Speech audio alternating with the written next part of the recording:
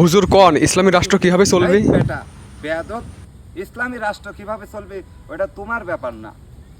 ওইটা যারা রাষ্ট্র পরিচালনা করে এটা তারা বুঝবে।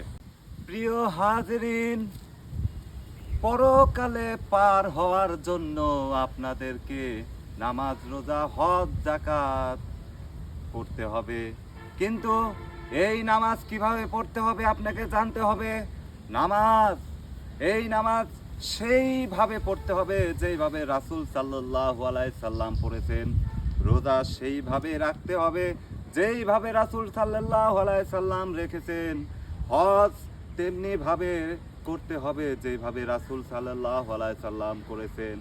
তেমনি ভাবে ইসলামী রাষ্ট্র কিভাবে পরিচালিত হবে সেইটা রাসূল এবং সাহাবায়ে কেরাম।